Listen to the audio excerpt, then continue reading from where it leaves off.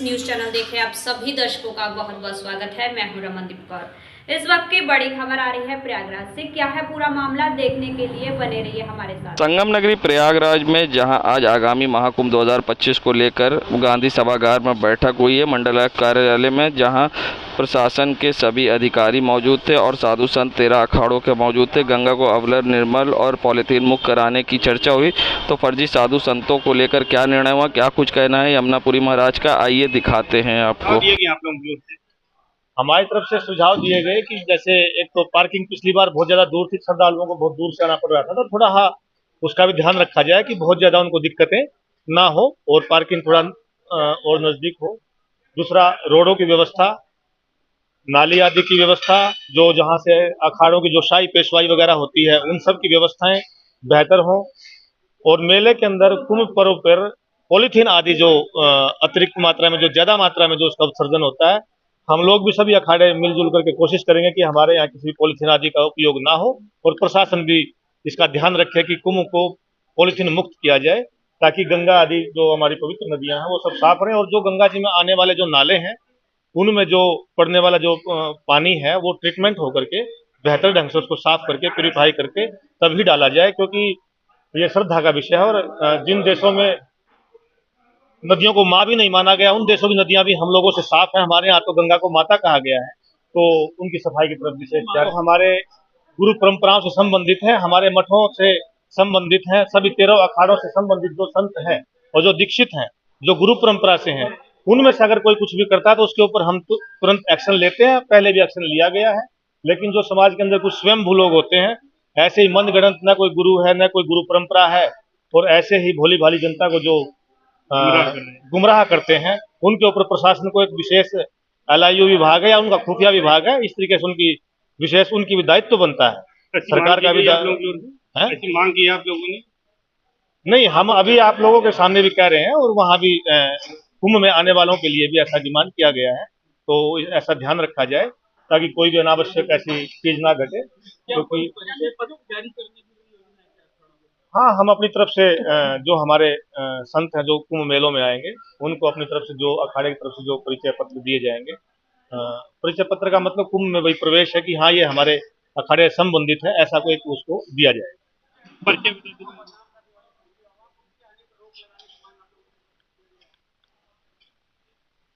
वो इन सब के अधिकारियों के संज्ञान में है वैसे वो सब बातें, कि जिनके ऊपर भी आपराधिक ज्यादा मामले इस तरीके से चल रहे हैं या जो समाज के अंदर इस तरीके से कुछ अराजकता में लिप्त है, उन सबको प्रवेश ना करने दिया जाए। ये सब बातें भी पहली बात तो पूरी तरह से कुंभ मेले का मेन उद्देश्य था कि किसी कीमत पे प्लास्टिक मुक्त रखा जाए प्रयागराज को, कि मेले में प्रयाग का किसी प्रकार से प्लास्टिक का, क्यों गौ माता है, जल में रहने वाले जानवर, जो भी जीव जंतु हैं, जो भी कोई पूड़ी खा रहा, हलवा खा रहा, मिठाई खा रहा और वो थोड़ा बचा हुआ फेंक दे रहा, लड्डू खा रहा फेंक दे रहा, तो किस तरीके से पहले ये चिंता है कि प्लास्टिक मुक्त प्रयागराज मेला हो। बाकी सारे अधिकारीगण है, सारा कार्य होगा, अच्छा होगा। ऐसा ऐसा है कि इतना महत्व जो बता नहीं पाएंगे। नहीं, अच्छा, जिस तरह हादसा में घटना हुई है उस पर फर्जी बाबाओं को लेकर अभी उसमें मतलब किसी प्रकार की चर्चा नहीं हुई है, और चर्चा होगी तो बताएंगे।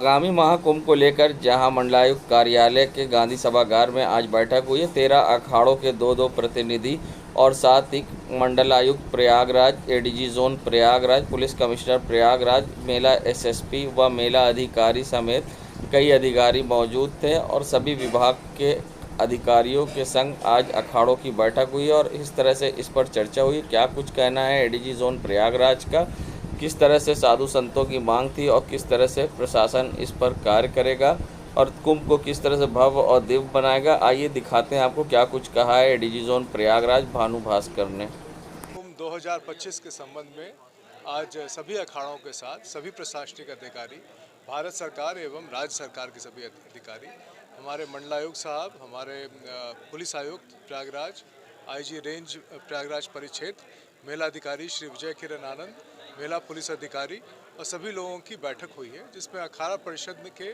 सभी सदस्यों ने अपनी अपनी बातें रखी।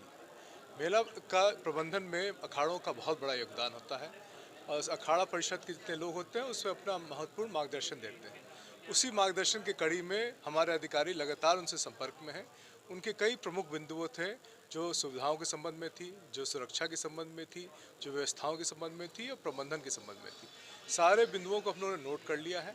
ये लगभग मासिक तौर पे हम लोग बैठकें कर रहे हैं और आगे भी करते रहेंगे। जितनी बिंदुओं में कई सालों का निराकरण हो चुका है, कई सालों पे काम चल रहा है, कुछ जो है भी बचे हैं काम के लिए, उन सभी को पूरा करके इस पर किया जाएगा।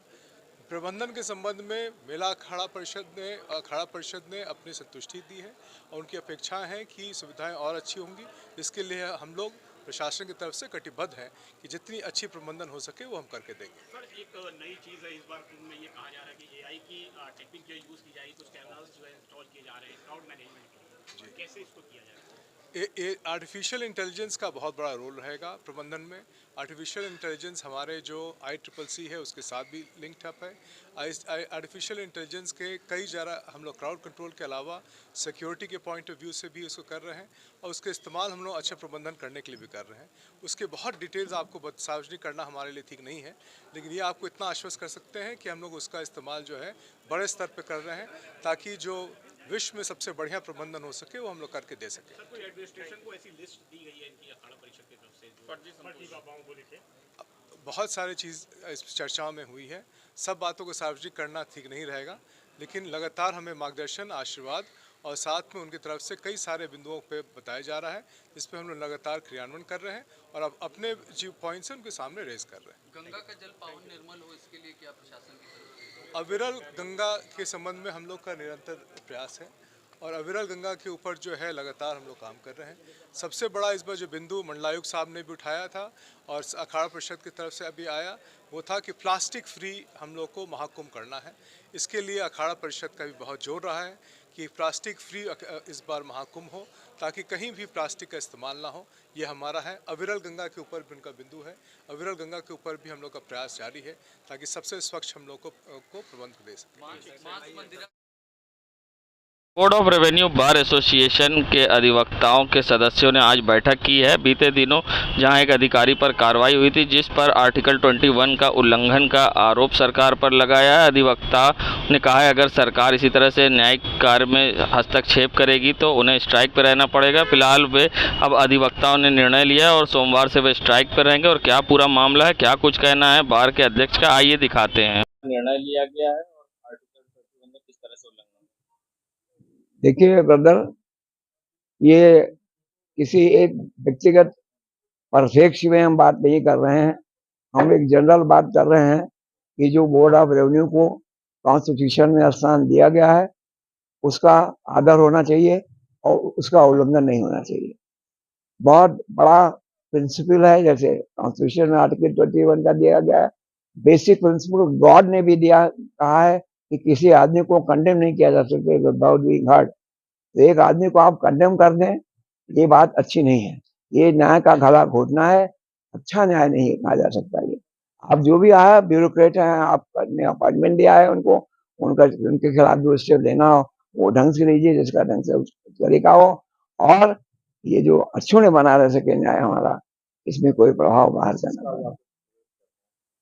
अब देखिए, बहुत सीधी बात तो हम आपसे नहीं बता सकते, लेकिन जब कोई ना कोई बात नीचे अंदर होती है, बीज उगता है तभी ये बात उगती है। तो बीज छोटे से इसी रूप में आ गई है। एक ऑफिसर को हमारे यहाँ सस्पेंड कर दिया है कॉन्स्टिट्यूशनल तरीके से, बिना उसकी कोई अवसर। मैं हर्ष शर्मा, प्रेसिडेंट बार एसोसिएशन। सरकार द्वारा हमारे न्यायिक कार्य में हस्तक्षेप किया जा रहा है, जो आर्टिकल 21 का उल्लंघन है। उसके हस्तक्षेप से हमारे जितने मेंबरान यहाँ पर उपस्थित हो भयाक्रांत हैं, जिसके कारण हम जो है वादकारियों को न्याय नहीं दिला पाएंगे। इसलिए हम लोग स्ट्राइक पर जाएंगे जब तक सरकार के द्वारा यह आश्वासन नहीं मिलेगा कि हम जो आर्टिकल 21 का जो है उल्लंघन नहीं करेंगे आइंदा, तब तक हम एक्टिविस्ट नहीं। पंकज कुमार श्रीवास्तव, महामंत्री बार एसोसिएशन राजस्व परिषद उत्तर प्रदेश।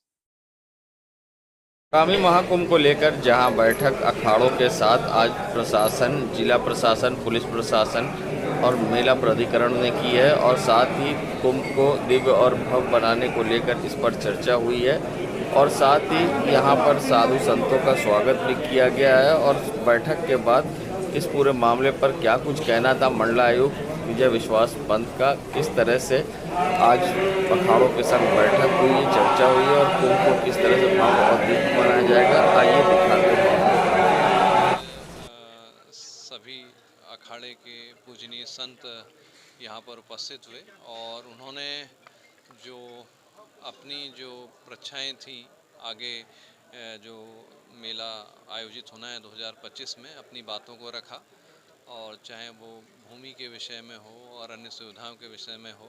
और उन्होंने यह भी अपेक्षा की कि कोई एक ऐसा मैकेनिज़्म बना लिया जाए जिससे कि अखाड़ों से सतत संवाद बना रहे और हम अपनी बात उन तक पहुंचा सकें और उनकी बात हम तक पहुंच सके। तो अब हमने इस तरह का मैकेनिज़्म तैयार कराया हुआ है। अब आगे इस तरह का मैकेनिज़्म के आधार पर ही उनसे वार्ता की जाएगी और उनका मार्गदर्शन लिया जाएगा। और जो उन्होंने बातें रखी हैं, चाहे वो सुविधाओं के संबंध में हो, क्षेत्रफल के संबंध में हो, उन सब का भी यथासंभव निराकरण कराया जाएगा। प्लास्टिक मुक्त रहेगा किस तरह से? ये हमारे माननीय मुख्यमंत्री जी की भी परिकल्पना रही हुई है। वो प्लास्टिक मुक्त मेला और प्लास्टिक मुक्त प्रयागराज के बारे में हम सभी अधिकारियों को निर्देश दे चुके हैं। तो हमारा ये प्रयास रहेगा, उसके लिए हम आगे अपनी रणनीति भी बना रहे हैं कि प्लास्टिक और थर्मोकोल के स्थान पर हम ये मिट्टी के बर्तन और जो एनवायरमेंटल फ्रेंडली कपड़ा आदि और जो इस तरह का जो बांस के चीज़ें क्रॉकरी रहती है उसका प्रयोग करें। और सभी संतों से भी और सभी जो हमारे श्रद्धालु आएंगे उनसे भी हमारा अनुरोध रहेगा और एक व्यापक एक आंदोलन यहाँ पे चलाएंगे कि जिससे यहाँ पर आएँ, माँ गंगा से आशीर्वाद प्राप्त करें और उनको धन्यवाद ज्ञापित करें, उनको प्लास्टिक के रूप में गंदगी ना सौंपें। घाटों का निर्माण चल रहा है, कोई समय सीमा निर्धारित है? जी, घाटों का निर्माण चल रहा है और अच्छी गति में निर्माण चल रहा है, रात्रि काल में भी निर्माण चल रहा है और हमारा प्रयास रहेगा कि हम और इसको कराएंगे, दिन रात काम करा के अक्टूबर 31 अक्टूबर और कुछ काम रहेगा तो 15 नवंबर तक सब कार्य पूर्ण कराया जाएगा। कितना नुकसान की आशंका है? देखिए, अब हम लोगों ने जो काम यहाँ इस लेवल पे ले आए हैं कि जो बाढ़ जो उस लेवल तक नहीं पहुँचती, हम वहाँ पे काम करा लें और अगर आवश्यकता पड़ी तो हम 3 शिफ्ट चलाकर भी काम करेंगे। अभी 2 शिफ्ट चला के काम करा रहे हैं और अगर आवश्यकता पड़ेगी तो हम 3 शिफ्ट चलाकर भी काम कराएंगे। 6 लेन गंगा पर पुल बन रहा है और 2024 फरवरी में इसको कंप्लीट करना था लेकिन हो नहीं पाया, तो उसके लिए वैकल्पिक क्या व्यवस्था की? देखिए, जो कंपनी यहाँ पर अभी 6 लेन का ब्रिज बना रही है, ये इसका एक पुल बिहार में तकनीकी कारणों से गिर गया था, तो इन्होंने अपने पूरे डिज़ाइन में इसका चेंज करा था और भी उच्च तकनीकी स्तरों से इसका परीक्षण कराया था। तो इस वजह से इनको थोड़ी दिक्कत हुई थी और ये अपना काम पूरा करा लेंगे और अगर किसी परिस्थितिवश अगर नहीं कराएंगे तो हमारी ऑल्टरनेट व्यवस्था भी तैयार है। अगर जो एक कोई स्पैन अगर इनका बसता है तो उसको कैसे स्टील के स्पैन से जोड़ के हम अपनी व्यवस्था निकाल लें, उसकी भी हमने तैयारी कर ली है। एक आखिरी सवाल, स्वयंभू जो संत है इसको लेकर के भी अखाड़े के संतों ने बातें रखी हैं, उनको सुविधाएं न मिलें तो वो जो भी सभी हमारे जो पूजनीय संत हैं उनका जो उनका निर्णय रहेगा उसके आधार पर हम अग्रतर कार्रवाई करेंगे।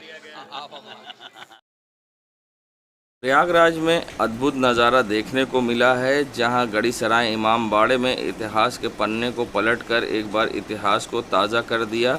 1700 ईस्वी में बना ये लकड़ी का ताजिया जो नक्काशी की कारीगरी का अद्भुत नज़ारा है। इसका स्वरूप जामा मस्जिद सौदागर मस्जिद के जैसा है।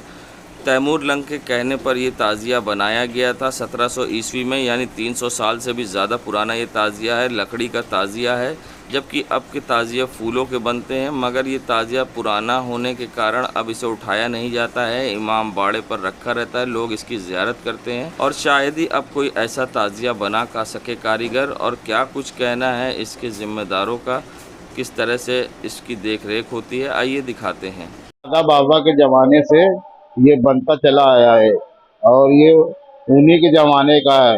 ये 300 बरस से ऊपर हो रहा है, 300 साल से ऊपर हो रहा है। हमारे दादा के बाप करते थे, उससे फिर करते थे, उसके बाद मालूम हमारे दादा करने लगे, हमारे भाई लोग करने लगे। ये 5वीं पीढ़ी चल रही थी। नक्काशी बनाने वाले सब बाहर के थे। अब ये नक्शा तो देख ही रहे हैं आप लोग कैसा बना हुआ है। अब नहीं बन सकता, एक तो हम लोग टूट जाता है तो बनाने के लिए बहुत टाइम लग जाता है। मोहम्मद अनीस चौधरी। खास बात यह है कि इतनी खूबसूरती बनी हुई है और जिसके बिना लोग इनको ज़ियारत करते हैं कि और करीब करीब 300 साल पुराना हो चुका है और ये इतना कमज़ोर हो चुका है कि इसलिए बाहर नहीं निकलते, यहीं से लोगों को दिखाया जाता है। इसके कहने पे ये ताजिया बनाई, ये तैमूरलान बादशाह तैमूरलान के ज़माने से तो लोग बाहर से भी आते थे देखने के लिए। हाँ, बाहर से भी लोग आते हैं देखने के लिए। संगम नगरी प्रयागराज, जहां बीते दिनों कश्मीर पर जहां जवानों पर हमला हुआ था और 4 जवान शहीद हो गए थे, उसी का अब विरोध प्रयागराज में दिखने लगा है। शहीदों को श्रद्धांजलि देने के साथ साथ आज सुभाष चौराहे पर पहुंचकर भाजपा अल्पसंख्यक मोर्चा के कार्यकर्ताओं ने जमकर प्रदर्शन किया है और नारेबाजी की है और पाकिस्तान का पुतला जलाकर अपना विरोध दर्ज कराया और साथ ही पाकिस्तान पर कार्रवाई की बात कही है। कहा है कि अगर इसी तरह से रहा तो फिर से पाकिस्तान पर स्ट्राइक करेंगे। और क्या कुछ कहना है भाजपा नेता और पदाधिकारी और कार्यकर्ताओं का, आइए दिखाते हैं। हमारे जो 4 जवान शहीद हुए कश्मीर में और उनके श्रद्धांजलि के लिए आज हम लोग यहाँ पर एकत्रित हुए हैं और पाकिस्तान का पुतला जलाया है। पाकिस्तान अपनी नापाक हरकतों से बाज नहीं आ रहा है और वो अच्छी हरकत करता हुआ नज़र आ रहा है। हमारे प्रधानमंत्री जी उनको राशन दे रहे हैं और उसके बदले में वो आतंकवाद बांट रहे हैं। यहाँ पर हम लोगों ने पाकिस्तान का पुतला जलाया है क्योंकि पाकिस्तान अपनी नापाक हरकतें बार बार दोहरा रहा है। अब अगर वो शायद भूल गया है कि अभी कुछ दिन पहले एयर स्ट्राइक हुआ था और शायद दोबारा एयर स्ट्राइक की ज़रूरत है। पाकिस्तान अगर इसी तरीके हरकत करता रहेगा तो भविष्य में दोबारा एयर स्ट्राइक किया जाएगा। आज हम लोगों ने पाकिस्तान का पुतला जलाया है और आगे भी भविष्य में हम लोग पाकिस्तान का विरोध करते रहेंगे। नवाब खान महानगर अध्यक्ष अल्पसंख्यक मोर्चा। ये जो 4 जवान शहीद हुए थे उसी का विरोध है और सुभाष चौराहे विरोध कर रहे हैं और हम लोग विरोध करते रहेंगे। हम लोग ने पुतला फूंका 4 जवान के, उस पर वही पुतला फूंके हैं। उसके बाद जो है मोहम्मद शरीफ महानगर उपाध्यक्ष। हमारे 4 भाई शहीद हुए हैं। पाकिस्तान को दंड मिलना चाहिए, कड़ी से कड़ी कार्रवाई मिलना, घुस के मारेंगे पाकिस्तान को। और हम लोगों ने श्रद्धांजलि दिया है 4 भाइयों को जो शहीद हुए हैं। हम लोगों को इंसाफ चाहिए। देखिए 4 शहीद हुए, इसके अलावा भी पहले कई लोग शहीद हुए जवान। ये बार बार इसकी गंदी नापाक हरकतें हैं, इसको दंड मिलना चाहिए, सजा मिलनी चाहिए। हम लोग बर्दाश्त नहीं कर पा रहे हैं। अल्पसंख्यक महानगर अध्यक्ष नवाब खान हमारे अध्यक्ष हैं, हम लोग उत्तरी प्रभारी हैं।